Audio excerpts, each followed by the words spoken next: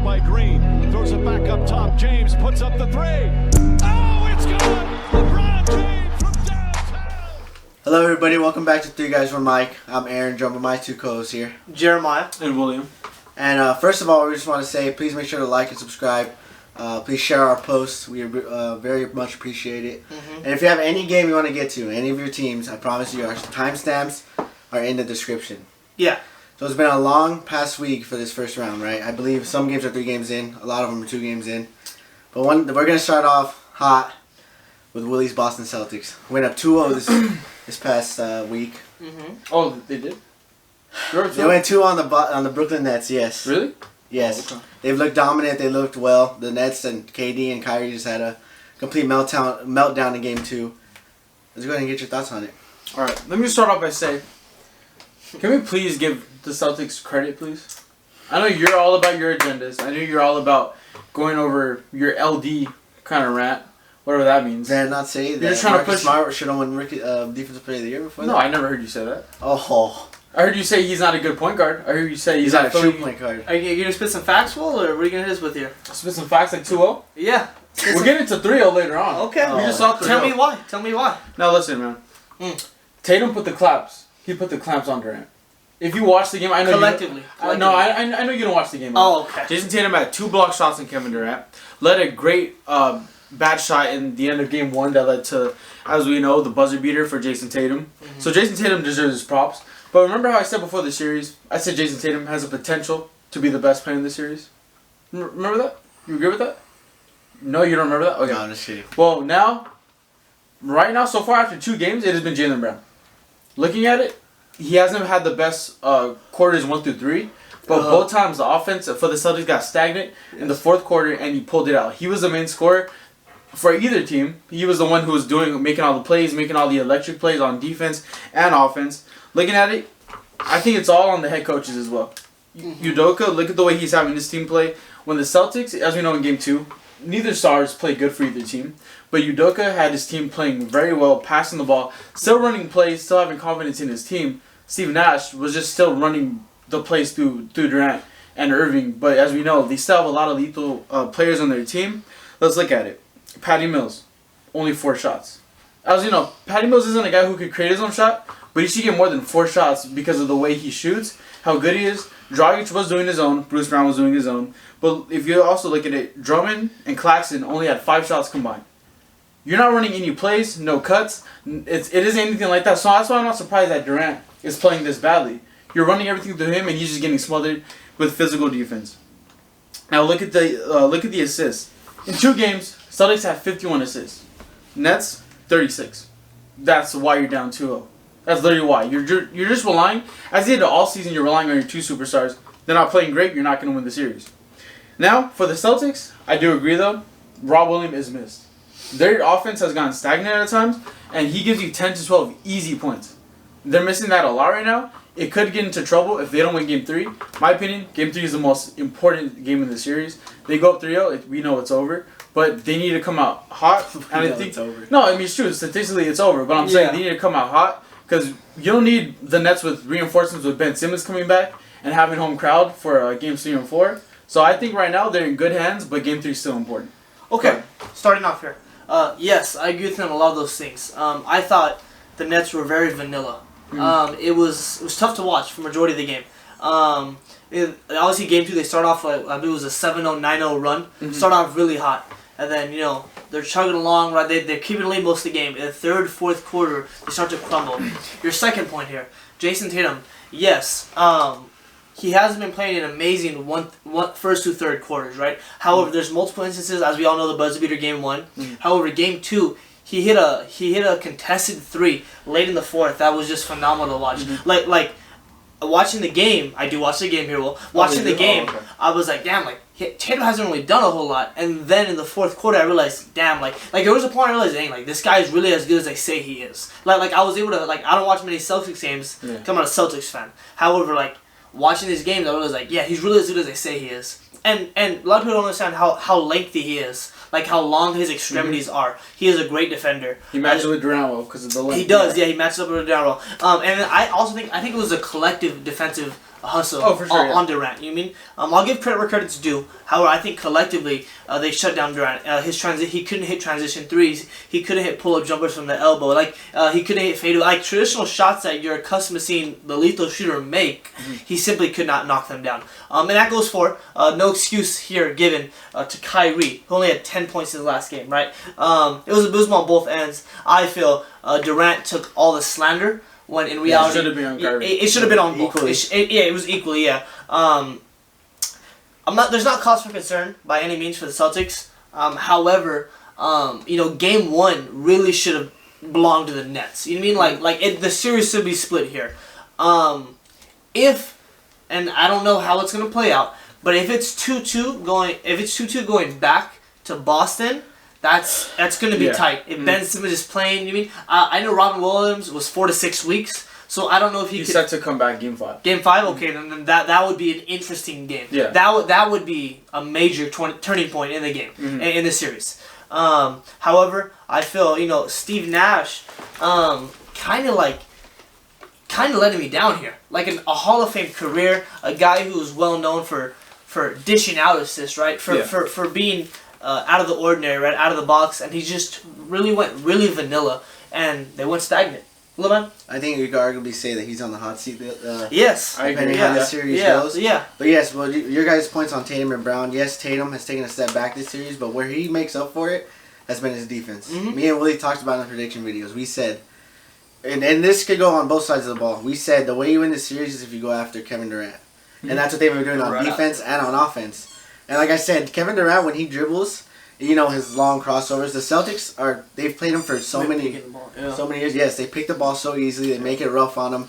And he doesn't like pressure like that. I mean, yes, him and Kyrie deserve the slander, but Kyrie isn't known as a top 10 greatest player of all time. That's true. Not yet. I mean, right? So that's why I think it falls more on Kevin Durant. Okay. Okay, so we're going to go the 4 East matchups, and then we're going to do the West after that. Okay. Right. Moving on to the 1 versus 8 series, the Miami Heat versus the Atlanta Hawks. I'll start here. So as we all know, Hawks are down, 0-2 to the Heat, right? However, they are coming home to Atlanta. To the A. Yeah, coming home to the A, as Ice Tray says. I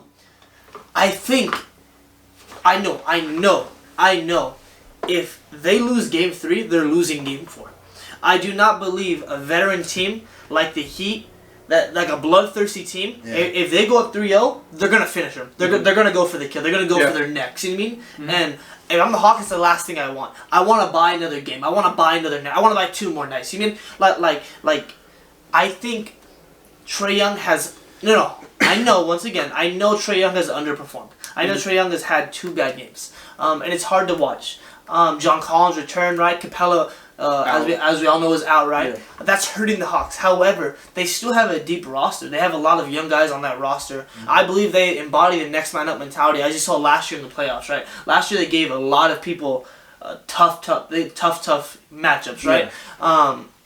I kind of expected more from this team. However, tough matchup versus the Heat. I do feel confident in the Atlanta Hawks picking up Game 3 here tomorrow in Atlanta.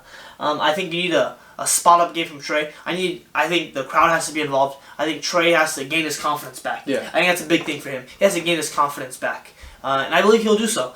I wouldn't go as far to say he's gonna have a 45-point game, but I think 28 solid points. Efficient points, 8 assists sounds like the game for Trae Young for me, and the game that the Atlanta Hawks need. They don't need any more than that from Trae. Good. Yeah, in this series, I feel like. Honestly, I think this is where they missed Capella the most because that injury in the playing game was it hurt. It was. I don't know how long he's going to be out, but you can just tell he have been absolutely eating off the glass on the Atlanta Hawks. And the pressure. I mean, when Trae drives in the paint, it's usually he throws lobs to Collins or bounce Capella. passes. Yeah. Or Capella gets offensive rebound and they shoot it out. Yes. And one person I do really love in this series moving forward is Bogdanovich. Yeah. I think he's the X factor. Him and Gallo can easily go on hot streaks. And for them going back in the A, I do agree with you. I think they take the next game. But in my opinion, I feel like that's the only game they win. Okay.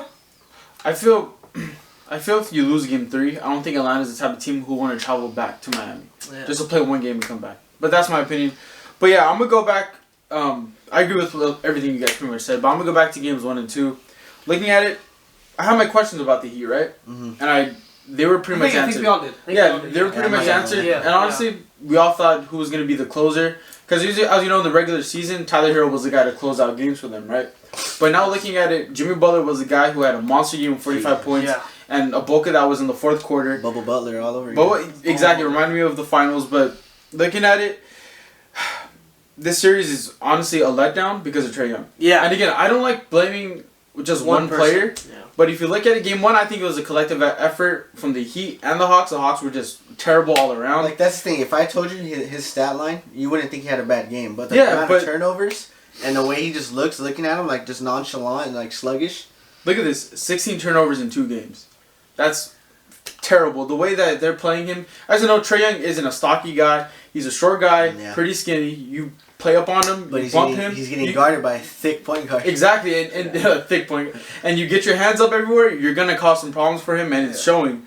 Looking at it, he's also 2 for 17 from 3 in 2 games. Yeah. That's his bread and butter. Yeah, the last game. That's his game. Yeah, he's getting compared to Yeah. Curry in his career, his young career so far, and that's not an outing that you need. But the reason why I say it's on him is because in game 2, Bogdanovich had 29 points. How many did he have in the fourth? Do you remember? Was it 14? He had like 14. Something like He that. had like He was 4 threes. 3 making a threes. bunch of sidestep threes. Yeah. Hunter had 16. And then Collins, I think that coming back, missing a lot of time, still giving you 13 points, I think that's fine, you know? But I still think this game is on Trae Young. I think if he didn't have those 10 turnovers in that game, shot the 3 ball a little bit better, you're honestly going to have, you could have been 1-1. But yeah, I just think that's the biggest thing. I also think Capella, as you know, as you mentioned, he just gives them easy points. And that's something that's so important in this series. Just having players to give you easy points, And easy second buckets. chances. Yeah, exactly. So I think that's what's going on. But as we know, we expected the Heat to win this series. I think they are going to close it out. Okay. I give it game 5, maybe game 6, but I don't see Atlanta winning this series. Oh, real quick before we move on to the Raptors here, I just want to say two things real quick. Trae Young, night and day performance from the playing game. His energy, how he was doing a little shimmy. You mean like that's vintage Trae Young, right? As to now, body language is off, right? Secondly, I love your point about Clint Capella. Bam Adebayo, as we all know, is undersized as a 5. He is undersized. And Clint Capella is a huge. And keep in mind, he's not playing well. Bama's not playing well Exactly. this series. Okay, so moving on here, the Raptors versus Toronto. As we all know, The Raptors versus the Sixers. sorry, yeah, Raptors versus Sixers. As we all know, the Sixers are up 3-0. Game 4 is in Toronto. And I don't know if you watched the last game. The last game actually went to OT. It ended up closing out 101 to the 76ers. And they played a tough game. Like, it was very sloppy up until the last 8-9 minutes of the fourth. Yeah. And they started to put things together. And a few calls, I'm not going to lie, a few calls bailed them out. A timeout by Doc Rivers, I believe it was like 0.9. Yeah, like 0.9 seconds. Like, that really bailed them out. Saved them a whole position. Yeah, exactly. Possession, yeah. But, like, it was kind of concerning. Because one thing, Scotty Barnes did not play. He did not play. And that's one of their bigger... He's a thick guy. Okay. He's a solid guy. Yeah, I say that. He's a solid guy. And he's one of their, like... He's a young guy, but he's still one of, like, their... Plays like a vet. Yeah, he's like a cornerstone on their team. Mm-hmm. I don't know if he's playing. I don't know if he's playing game 4. I don't know. I don't know if he's playing game 4. I think he's out until 4. Okay. After that. Okay. However, I still believe Toronto can still win at home. I believe, playing in another country, right? They have that home court. Like, I don't know if when you guys watched the game, like, that home court feeling that they had was it shocked the 76ers. Like, it truly shocked them, and they struggled. Both their stars struggled. Thankfully, Tobias Harris and Maxey are just and also Niang. Niang. Niang gives them crucial buckets. I still have the 76ers taking this in 5 or 6. I agree. I like how the 3 names you pointed out. Those are literally the 3 people we said the Sixers would need to win this game. Yeah. But, looking at it, I went with it. I went the Sixers in 7. Just because I saw... Yeah, I don't know if you don't watch our own videos. But, just the way the Sixers went out. I thought you said the Raptors in 7. No, I said Sixers in 7. Did I say? You don't watch videos? No, I said Sixers. No, I said Sixers in 7. Just the way they closed out the season, I didn't like it. And the way the Raptors did, I loved it. But looking at this, first 2 games were absolutely blowouts. Yeah. And looking at Embiid, I think it's safe to say he's the MVP this season. Compared to... I don't know. Compared to advanced stats. At that last 3 weeks of the season, I don't know if it was safe before that, like when we made our pick about him before. But now it's just, it can honestly be up in the air considering how these voters get the way they vote and the way they handle that situation. I don't know. That's true. Yeah, I mean, just looking at it, Raptors have done a pretty decent job on Embiid. Only 19 points in game 1. He hasn't gone off for 45, 50 points, but he's getting his average right around 30 points. So I think that's a win there. But where you lose is Maxey having 80 points in the first 3 games. Absolutely insane, which is a guy who's in his first playoff series, going absolutely berserk. And again, that's what we said. We needed the other guys to go off. But if you're the Raptors, you don't need those other guys to go off. You need them to just stay calm. But they're not doing a good job on anyone else. And I think Harden's playing fine for this series. But just a little concerned for going on the next series. He's playing way too passive. I think it's just he isn't doing anything explosive. He's only taking, I believe it's like 13 shots, 9 shots. So it's like that isn't enough to get you past a team like the Heat or anyone of that nature. But, I mean, I like where the Sixers are at right now. For this series, they're playing fine. As we know, last night's game was the best game of the series. Yeah. And it has to just rip out your heart. If you're Toronto, you're leading the entire game. You have them on a bad possession, and you have Embiid make a turnaround 3 to win the game. Horrible. But before that, 27 seconds left. You get fouled. Tied at 95. You're on the free throw line. Help me here. But Precious Achua misses both free throws. Yeah. To win the game. That was the biggest thing. And again, that's the thing. It's like the Sixers have their key players and their role players stepping up. The Raptors don't. I think that was just the biggest thing. One free throw away from winning that game and you lose it. So, yeah, I think that's just where it stands. Sixers are the better team. It's over. Yeah, I think they bring out the brooms in Game 4, if I'm being honest. I think Harden and Embiid both finish it off. Yeah. By themselves. We're moving on to the last series in the East. The Bucks and the Bulls. The most surprising This one took a turn for the worse in Milwaukee. Yes. So one thing I'm going to say, I've mentioned this multiple times here, guys. The teams that are in the finals, we'll mention the West a little bit later, right? That team that was in the final, right? They're in trouble. Like they truly are in trouble. I think the Bucks are in trouble more so because today we find out Chris Middleton is out the entire series, right? As you know, Bobby Portis was dealing with an abrasion as well on his knee, right? I'm sure he'll play this game, right? Might be questioned, might be doubtful, right? 2 big players that you need on this team. You know what I mean? Giannis loses his 2. I agree. Giannis is an MVP caliber talent. He is a generational talent, right? He can facilitate his own shot. He can finish at the rim. He's added a turnaround jumper to his game, an elbow jumper. Best defenders in the NBA. You know, like the list goes on and on. However, it's still a 1v5. If you understand, like no one else contributes. Yeah, like where else do you look to? You know, Connaughton. You look to Matthews, Grayson Allen, right? Like those aren't guys that you could really put your trust in. You know what I mean? Like when the game's on the line, I wouldn't if I was him. I think the Bulls went out there and they shocked the Bucks. I think they went out there and they shocked that entire... And, like, the Bucks even mounted a comeback, and every single time they went on a run, the Bulls would just answer. DeMar the mid-range, okay? He would just answer right back. I think if I'm a defender and it's within 15 to 22 feet, I'm on my knees just begging DeMar DeRozan not to pull up in front of my family. Like, my kids are in the stands watching as he just mouths me at from 20 feet, right? You just put your hand up and you put your hand down. Yeah, you just do this, but you just pray. Like, it's... I think, going back to Illinois, going to Chicago, with the Windy City, an organization that's just earning, just itching to win a playoff series, right? Man, if they go out and they pull out this upset, wow, that would be something to watch. And you know what? The TNT crew, Charles Barkley and Shaq were kind of crapping on the fact that they don't believe, they're crapping on Kenny. They don't believe, he said that, he believes the Bulls can win 2 games in the series, right? And they were like, the Bulls haven't done it in 5 years, yada, yada, yada. And then that same day, they go on and they beat the Bucks, right? Yeah. Right? I think the Bulls are going to win tomorrow. I believe they're going to... I agree. I think they're going to win tomorrow in Illinois. That's not a bad... And then the Bucks are going to be, oh my gosh, we still have another game in Illinois. And we don't have Middleton. Like, this could get very, very scary in 24 hours. Yeah. Yeah, I agree with your take. I do agree with you that they are in trouble. And if you look at Game 1 of this series, I think they're a bad performance away from DeRozan from actually winning that game. They were still in it to the wire. DeRozan was shooting horribly. I think Levine also was shooting pretty badly too. Yeah. So it's like, I think that the reason why they lost Game 1 was because of their stars not performing. But yeah, I think the Bucks are surprised and they are shocked because they didn't expect Caruso to be the main guy, the anchor for the Bulls team. And again, I'm not saying that he locked down Giannis, but he did a pretty damn good job. For his size. For his size, he did a pretty damn good job drawing charges, stealing the ball, just making those extra hustle plays his bread and butter. But I think where the Bucks fail really is you can't let the Bulls' big three just go off like that.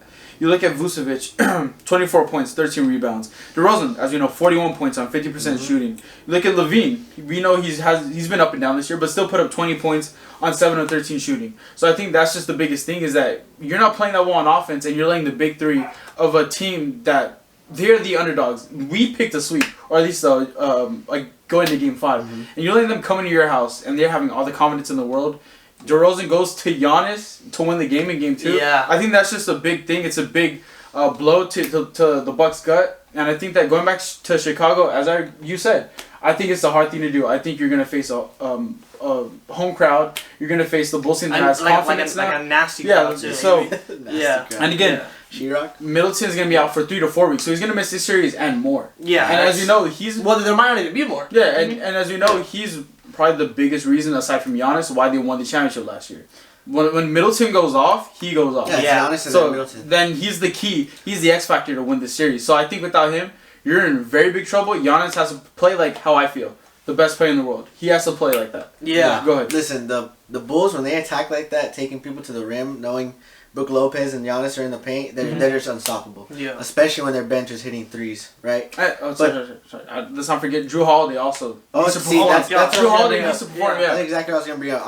I'm telling Giannis right now, if I'm pulling one guy to the side and telling him the only way we win without Chris is if you step up, because he has played, I won't say atrocious, okay? I'm not going to go that far, but he hasn't played up to par. Yeah. He's been for sure. And these next 2 games for him are going to be big. And I know everyone knows Giannis is going to get his, right? Mhm. But these next games for Drew Holiday are going to be so important. It's literally all of Milwaukee. I'm literally praying that Bobby Portis plays for Giannis. Because I feel like if Drew Holiday isn't getting it done, I know for sure Bobby Portis is going to at least hit 4 threes for me. Yeah. So yes, going into Chicago, both of you guys said a hostile crowd, right? They're itching for a playoff series win. They're itching for even a win. Yeah. And with the confidence the Bulls are running into, I say, you shoot. I'm giving this game till 6 now, at least 6 or 7. That's For as far as the I'll go. Bulls? Or for No, for the Bucks. I think Okay. the Bulls will give them a run for their money for sure. Yeah, I agree they're in trouble, but I do think they still pull it out. But it's going to be very tough, and they need a collective You effort. think they do it in 5? No, I think it's going to 7. I have a feeling it's going to 7. Yeah. Okay, so moving on to the Western Conference series. Mm-hmm. These are a lot of good ones. I think these are a lot better than the. Let's start off with the bad one. Yeah. We'll start off with Jeremiah. I'll start. Denver Nuggets. You go ahead and take over. I'm a Nuggets fan, and you know, through thick and thin. You know, I roll the punches here, and I'll say it. My Nuggets tonight. I had my belly full of canes, getting ready to watch my Nuggets play. I was confident they were at home, and then they lost. They lost plain and simple. They gave up a lead.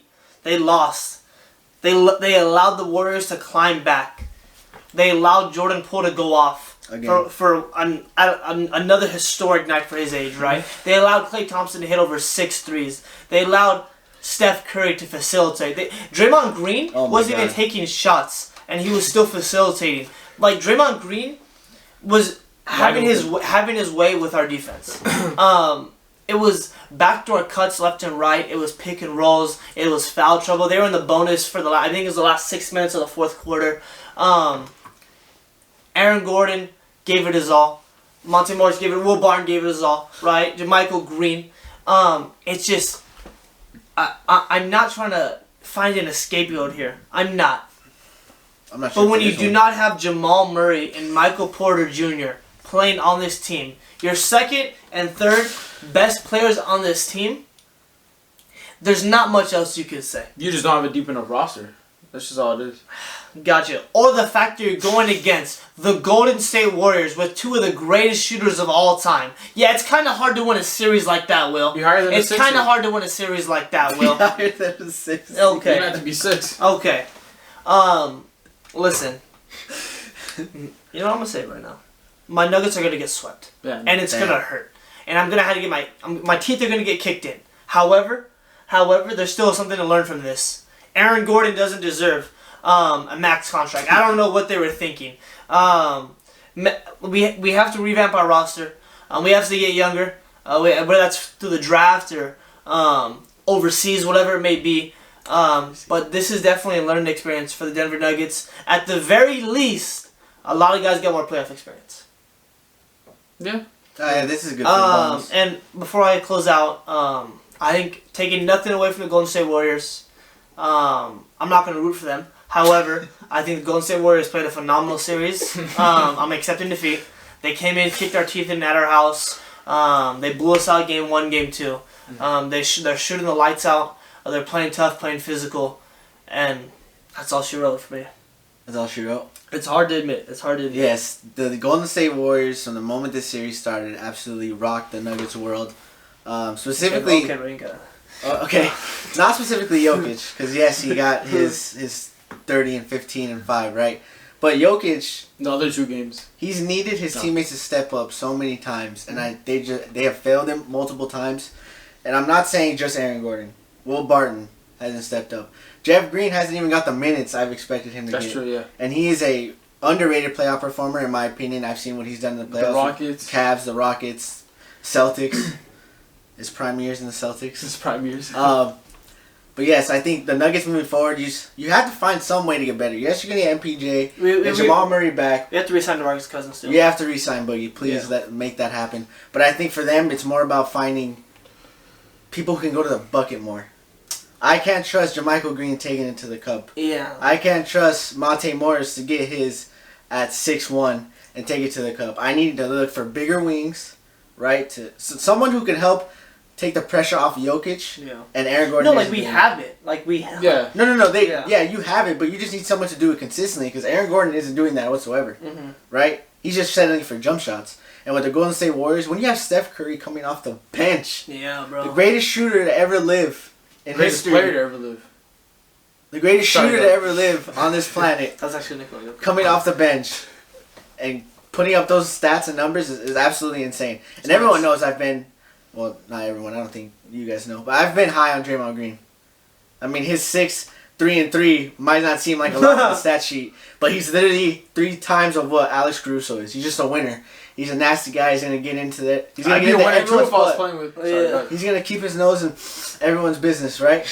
He's insane. I love watching him play defense. No, It's just- I'll give you that. he's literally what Pat Bev thinks he is. But Pat Bev is that guy. Don't get me wrong. But Draymond Green is just 10 times more. And with the way he's been putting Jokic through hell, whenever he's on him,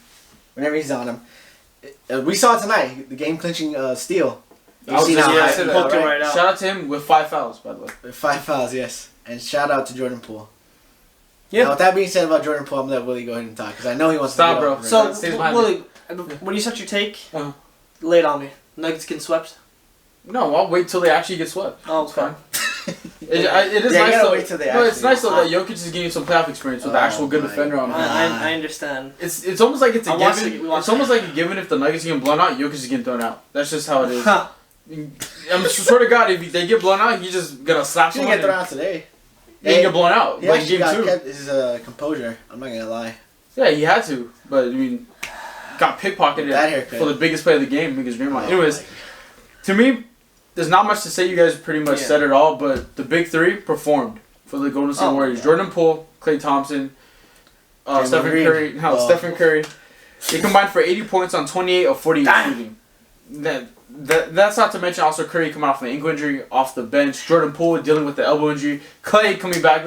I'm still gonna bring that up because those are 2 of the worst injuries a player could face. Coming back, yeah.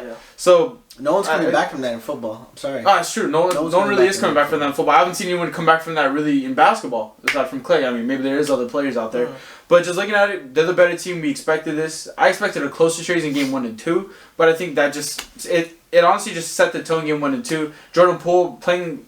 I say right now he's the most important player because of Curry's injury. If Curry's coming off the bench, you need Jordan Poole, that spark plug. We've never seen the likes of this, where a guy is in his first playoff series and he's really the anchor of that offense right now. It's nuts. So also let's not forget, Wiggins wasn't also this year, and he's a forgotten player, and he's still making For a big good plays. reason. Yeah, for a good reason, but he still made a big corner 3 in this game. I just think the Warriors. I think it's gonna be a sweep, but. It sucks for the Nuggets. I really do feel for them. I don't feel for Jeremiah. Yeah. But I really do feel for them. I think they'll be in good hands if MPJ and Jamal Murray come back. I think I'm gonna say something right now. No, but remember... I'm gonna say something. I think I'm gonna say something right Remember we now. were driving to Chick-fil-A a year ago? And he said, I like this Nuggets squad against the Warriors next year in the playoffs.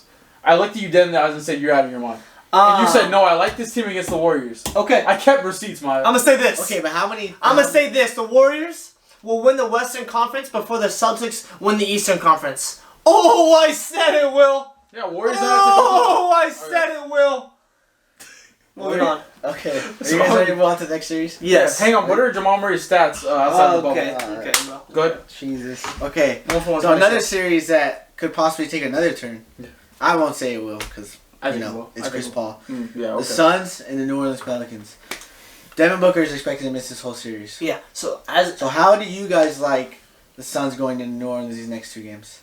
I'm gonna keep this week. Keep it real quick. Like I said, about the East, their finals team was in trouble. But for the West, the Suns, I believe they're in trouble. So they split at home, going to New Orleans without your best player right there. Chris Paul has to step up, right, if they have a chance. Jay Crowder has to step up and be a facilitator of the 2-point shot if they're going to win. Mikal Bridges, Cameron Payne, right? Multiple players have to step up. However, I think New Orleans have a legit squad. I believe they have legit scorers, guys who can facilitate their own shot. They have proven veterans. I'd be concerned if I was playing for Phoenix. Yeah. Looking at this team, as you know, Devin Booker's out 3 and 4, most likely the rest of the series. And I think if you look at this roster, I agree they have a great roster. But when it comes down to the playoffs, a lot of times you need one-on-one plays. You need one-on-one possessions. And I think Chris Paul is that guy, but let's say he isn't that guy. Let's say he isn't in that, let's say he doesn't have the ball in the final possession of a game. I think the Suns are a team that needs to have 30-plus assists a game to actually be great. I think when it comes to one-on-one ball, they can't sustain it, but the Pelicans can. You look at Brandon Ingram, what he did in Game 2. Yeah. Finally having some dog in him.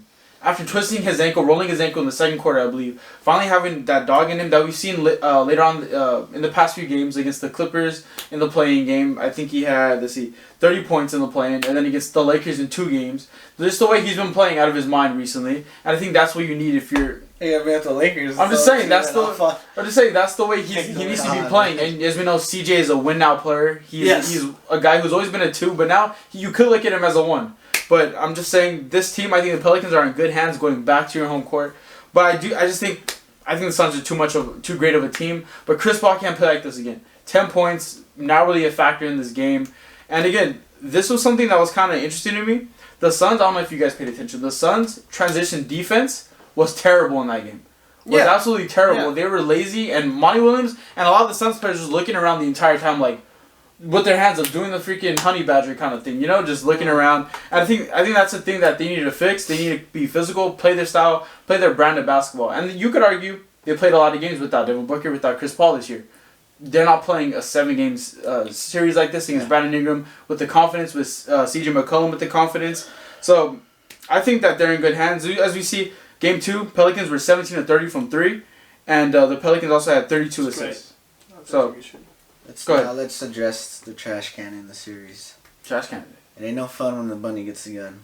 Well, Jay Crowder. Jesus Christ. Wow, I've never heard that one before. I heard that from somebody else. This man has 1-1-1-1-1. That's literally all you see across the stat sheet. I can't explain how bad. That's like me at eSport. I can't explain. I can't explain how bad this man has played since last year in the first round. Right after all the yapping he did, all the talking he did, he's been no help to the Suns.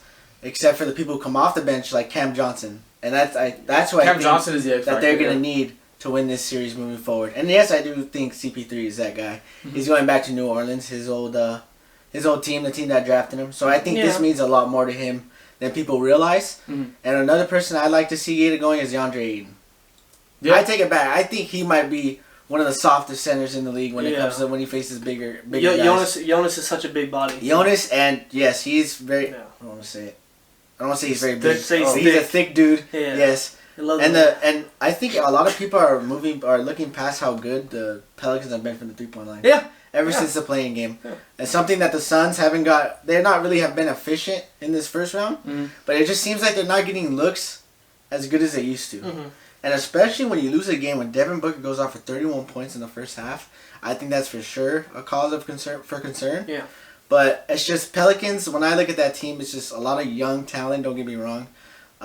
They'll for sure make a couple runs in the future with Zion when he comes back, if he ever does. If he ever does. Yeah. Mm-hmm. But I still think the Suns win this game. I want to say in 6. Because I'll give New Orleans a game at home. I give New Orleans a game at home. I think Game 5 is the biggest game of the series. I think that's something that's really going to be a big thing. But DeAndre Ayton is really a forgotten guy when it comes to the media and talking points. No one is talking about how his lackluster play, because as we know, this entire year he's kind of been the guy who everyone he really was expected to take a jump, and he did at certain points in the series or in the season. But right now he's just not that guy right now. He's not doing it. He's not what they need. The team needs him to just be a guy that he was in the playoffs last year against the Clippers in the finals. So I think it is going to be interesting. I think Chris Paul and DeAndre Ayton are going to be the guys they need to rely on. And it's like he can't shoot. Like, I know he can shoot. He just I've doesn't seen want him to. take multiple jump shots. It's just like he's scared. Mm-hmm. I feel like he's just scared to put a game to blame on himself. Yeah, I don't know. I just get that feeling from him. Okay, moving on to the next series. Woo! This one, Dallas and Utah. Yeah. So today, as we all know, I'm a big Luka fan. Even though he isn't playing the series, I'm still kind of rooting for even though my team's gonna get swept, now I have to root for somebody. So I'm rooting here for the Dallas Mavericks, right? I mean, they are a higher seed, but I think they're still the underdogs. Yeah. Against the Jazz, because without Luka, right? They go into Utah, without the best player, top 5 player in the NBA. They go into Utah, and Jalen Brunson once again, Spencer Dinwiddie puts Rudy Gobert on a poster. Some 12-year-old in the south of France has Rudy Gobert getting yammed on by Spencer Dinwiddie on his wall. Okay, you're counting the 5 best players. Anyways, I think they go out there. Maxi Kleber, right? Kawhi Leonard's son hits multiple three-point shots, right? Hits multiple three-point shots. That really. Like, whenever the Jazz would go on a run, he'd crack a 3 and it just sucked the air out.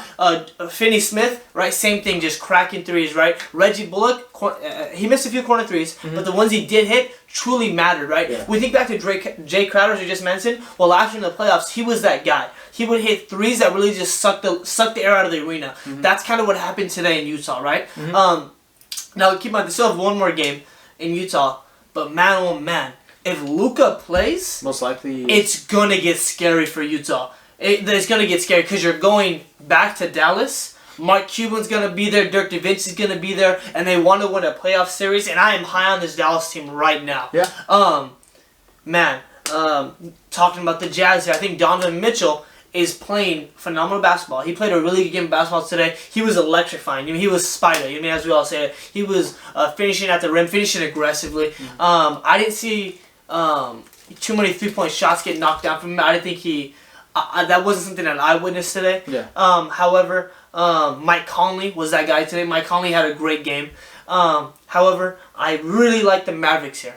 I'm taking the Mavericks in the series. Good. You want to go? I like that one. The Jalen Brunson. Yeah. We said he was the X factor in the series last video, and he's been exactly that. And I cannot stress this enough: the Utah Jazz will never ever be a playoff team as long as Quinn Snyder is running those sidelines. You mean a championship team? You said a playoff team. Well, they're not really. They haven't been a playoff team. That's true. They're kind of like the Lakers this year. Good. We're supposed to be out later. Oh yeah. I was saying, the Lakers have won a playoff series more recently than the Celtics and the Nuggets. I just want to bring that up. But yes, the Utah Jazz will have never taken them seriously. They're a regular season team, but in the playoffs they like to dwindle. They like to get comfortable. And Bojan Bogdanovic, they have 3 people in the NBA with the same last name. Yeah, honestly. He's dwindled off since game 1, and he's done. And Donovan Mitchell, what was he? He had 16 points and 5 for 7. Yeah. He's a guy that you want to see take over the game for sure. 100%. 100%. Yeah. Rudy Gobert again. Spencer Dinwiddie's forms and Prana's Donovan Mitchell. Donovan Mitchell at 32. Yeah, but that's the thing though. He's not exactly, but he's not impacting the game as early as you want him to. Yeah. Remember we saw the stat he had 16 points at the fourth quarter? Going into the fourth, yeah. Like that, I feel like he should have at least 20 plus going into the fourth quarter. Yeah. If they want to win this series. And like we said before, the Dallas Mavericks have been the second best defense ever since, I believe, February, behind the Boston Celtics, which is impressive. And today they showed that. They put that on display. They made Rudy Gobert shaking his shoes every time they enter the paint. Yeah. I mean, it's like he's scared to block shots whenever there's a small point guard in there because he knows he gets a little too aggressive, and that's why everybody likes to go at him because he has about 4 or 5 fouls near the end of the fourth quarter. And moving forward, if the Mavericks are shooting threes like that, Kleba, dude, he shot 18% before the All-Star break, and now I think he's somewhere around 40%. And to see him jack up threes like that and them going in constantly, him and Dorian Finney-Smith, Man, when Luka comes back, it's wraps. Yeah. It's wraps in 6. Yeah, looking at it, Yeah, it's fair. me and you weren't worried about the Luka injury. I thought it was gonna prolong the series, which I think it will happen. But just looking at the way the Jazz are playing, Donovan Mitchell's not coming back to this team. He has to be done with it. I'm being serious. I wasn't expecting that though. No, there's no way you. I love Donovan Mitchell. There's no way I'm a player like that and I'm still sticking with this team with that core unless they make drastic. Remember, changes. I said they either have to move on from Quinn or Donovan Mitchell, maybe even both. If I'm Donovan Mitchell, I'm out. What's in Utah? Anyways, looking at game 2, That's true. looking at Salt game Lake 2, City. you allowed the Mavs to hit 22 3-pointers without Luka on the floor. That's just embarrassing. And again, I think in game 2, you were showing the beauty and just the ugliness of Rudy Gobert and his defense. You go in the paint, he was there. He was just affecting all the shots. But then whenever, what's his name? Kleba? Whenever he was going to the corner, Rudy Gobert wouldn't go out there and go after him, getting wide open threes. I think that's just a thing that the Mavs just knew. That like our bigs can hit threes, Rudy Gobert cannot defend on the outside. So I think that's just what they exposed. But yeah, looking at it, if you're the Jazz, I'm more impressed by the Mavericks than I'm disappointed in the Jazz. But if you're the Jazz, you can't let a team like that. They could go off or whatever. They could have Jalen Brunson go off for 41 points, having all these players go off. But you still have to win that game. You're on the defensive end. You guys just aren't performing well at all. Like that's just the biggest thing. Their defense is lackluster. But looking at the Mavs, me and you, we did not care. We did not care about the Luka injury. We did think they were going to be in good hands. You're up 2-1. Like on the road, I think Luka's coming back in 4. He might not be the healthiest, but that's a guy who can His still presence. Yeah, he can still give you 20. Yeah, he can still give you 20 and 8, whatever, and that's going to be a huge step in the right direction. Keep in mind, this is a crazy stat. Okay, before that game, this is how you know the Jazz literally are a regular season team. The Jazz had won 11 straight home games against the Mavs before that game today. Wow. Yeah, That just goes to show what happens in the playoffs. Anything goes. Anything. Yeah. Also, just one thing that I was going to say. If Luka never got injured, I wasn't going to have this take, and I'm still going to say it. This is the year that the Mavs obviously get out of the first round, but this is the year that I think they make a deep playoff run. Finally, Luka doesn't have to face it. I'm seeing that. The 2 elite wings, he finally has a roster. Yeah. He finally has a roster around him that is built to score when he's on the For the bench. past 2 years, you can arguably say that a lot of people, I'm not even like saying this to troll, but a lot of people have had them as a dark horse to make a deep run. Yeah. The past 2 years. The Kristaps trade and for Dinwiddie was the biggest thing. phenomenal. Oh, my God. But let me finish this off here. Next series. Next series is arguably the best series in the Western Conference. No.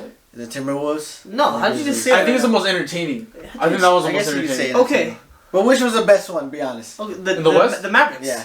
Mavericks or Pelicans. No, I'd say the Warriors and the Nuggets. Oh, You have the MVP going against. No. Okay, Hey, no, I think it's the Lake. Oh wait, yeah. It's the Interesting. Lakers. It's LeBron James. The Lakers and Nuggets have the same playoff win this year. Anyways, bro. Okay. I don't think this is entertaining at all. What? No, listen. I think the Timberwolves stole a game, and I was like, wow, like this could get interesting, right? And then they come home. They go to Minnesota, and the Grizzlies showed up. You know what I mean? Like the Memphis Grizzlies showed up, and they freaking played hard-nosed basketball, right? And they're by far the better team. They shot the lights out. You mean they shot the lights out in the second half? The Dylan Brooks, number 22, what's his name? Desmond Bane, right? Like both of them were shooting the lights out of the building. Take back Dylan Brooks right now. They were shooting the lights out of the building, okay? And that's what you need from a team. That's how you win playoff games. You have to be able to shoot the 3-ball well. That's what they did. I think in Game 4, they're going to steal Game 4, and it ends in 5. I think the Minnesota Timberwolves surprised a lot of people, but it was just, that's all it was for me. It was just that one game. I think it ends in 5. I think this Grizzlies team is number 2 in the West for a reason. They're a really solid team. I think this is a great building block for the Minnesota Timberwolves. I think they have a legit big 3. But I'm still taking this deep Grizzlies team. Let's not forget, all those games they won without their best player, John Morant. We can't forget that, guys. You can't forget how deep this team is. Like, keep in mind, Steven Adams is injured. Steven Adams has not been playing, right? One of their big bruiser, right? Their enforcer in the middle, right? He didn't play last game. So, I'm taking them games 4 and 5. Yeah. Looking at this game tonight, Ja really wasn't a big factor. He had 16, 10, and 10, triple-double, but he shot 5 for 18. He wasn't really a big factor on the offensive end this game. But as you know, Bane, 26 points. And honestly, we have to talk about it. 21-0 run.